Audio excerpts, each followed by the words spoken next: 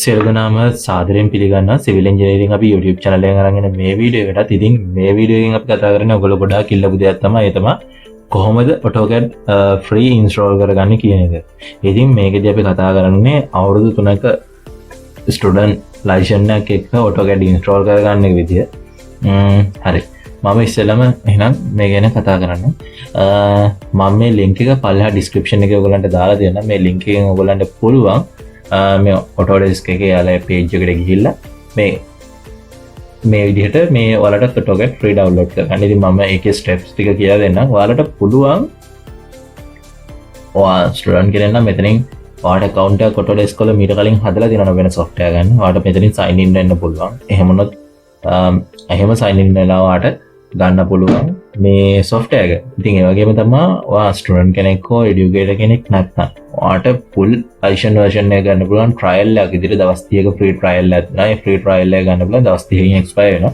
එතකොට මේකේ full features තියෙනවා. මෙතන වෙනස තියෙන්නේ මේ student version එකකදී අපිට මේක commercial use කරන්න බෑ. ඒ කියන්නේ මේක අපේ output එකට මෙයාලා stamp කරනවා මේක free version එකකින් ගත්ත create කරපු දෙයක් කියලා. ඒ කියන්නේ පොඩි demo පොඩි සීල් එකක් මේ දානවා.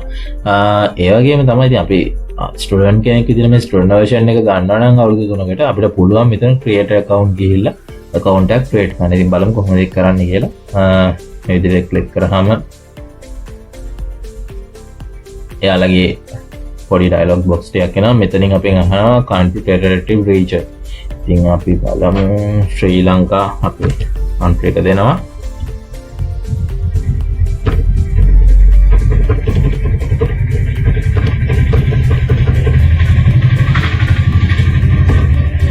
ඊළඟට අපෙන් අහනවා education role එක මොකක්ද? student කෙනෙක්ද, educator කෙනෙක්ද, school IT administrator, design ඉතින් මෙතන අපි දෙමු student කියන එක education role එකට. ඊළඟට institute type එක අහනවා. high school, secondary school ද, university ද කියලා. university කියලා මම දුන්නා. ඊළඟට අපෙන් අහනවා birthday එක. birthday එක ඔයාලට ඉතින් සාමාන්‍ය ඔයාලා birthday එක දෙන්න පුළුවන්. එහෙම නැත්නම් මොකක් හරි දෙන්න පුළුවන්. ඉතින් මම දෙනවා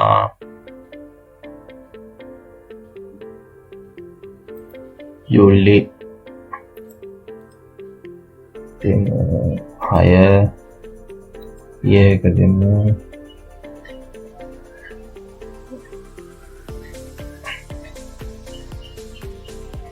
අනුව විතරද?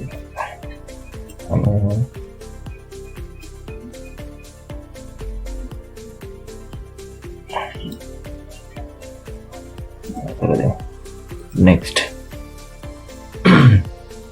ළඟට අපෙන් අහනවා first name last name. ඉතින් අපිට දෙන්න පුළුවන් අපි දෙමු CA last name එක AP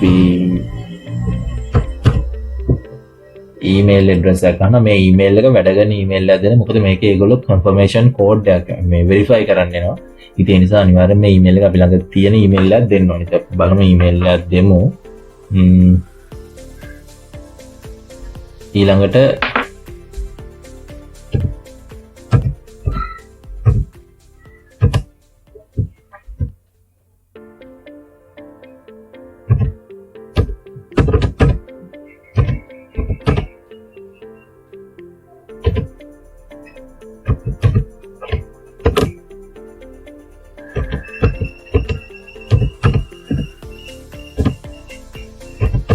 ඉතින් මේ විදිහට අපිට මේ email එක දුන්නාම අපෙන් අහනවා මේ email එක confirm කරන්න කියලා සහ අපිට මේ account එකට password එකක් දෙන්න පුළුවන්. password එක අපිට කොහොමද suggest වෙන්නේ කියන එක අපිට මේක type කරලා බලා ගන්න පුළුවන්.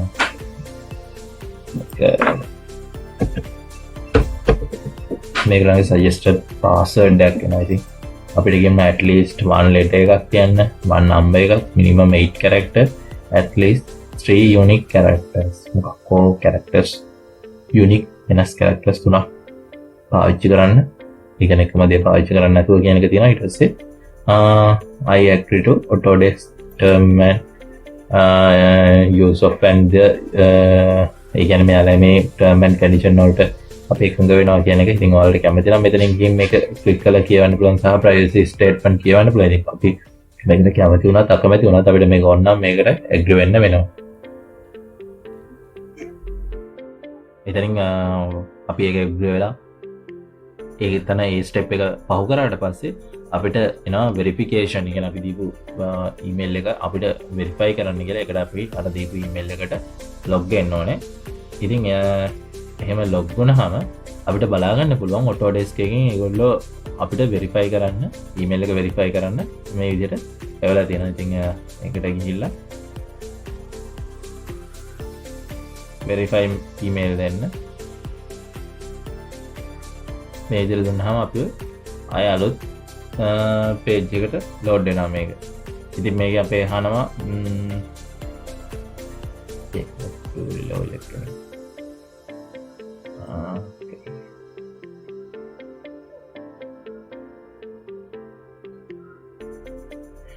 මේක ටික් කරලා ඩන් කරන්න. ඩන් කරාම ආය අපිට පොඩි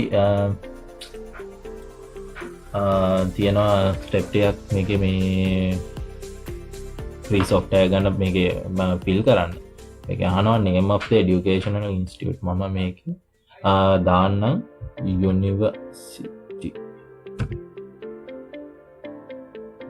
University of Peradeniya. හරි. ඊට පස්සේ අහනවා area of study. මේක area of study වල අපිට පුළුවන් මේක දාන්න architecture, engineering, construction කියන එක. ඊට පස්සේ මේක අහනවා enrolled month එක අපිට දෙන්න පුළුවන් March 2019 graduate in March 2023. ඊට පස්සේ මේක next කරන්න. පොඩ්ඩක් මේක මොකද එඩියුකේටර් කෙනෙක් කියන එක පොඩ්ඩක් මතක තියාගෙන මේක සද්දි ගන්න. මේ කම්ප්ලීට් කරපු කෙනෙක් වුණත් ටික් ඊට පස්සේ කන්ටිනියු දෙන්න. account එක දැන් හදලා තියෙන්නේ. ඊට පස්සේ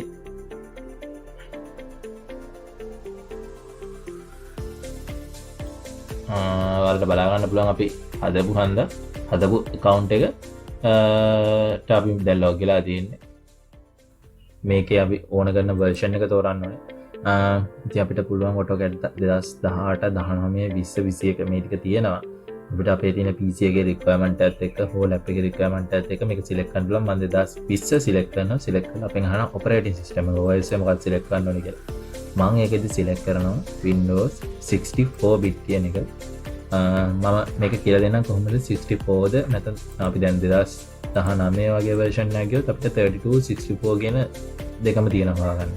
32 bit install කරන්නේ 64 bit කියන එක.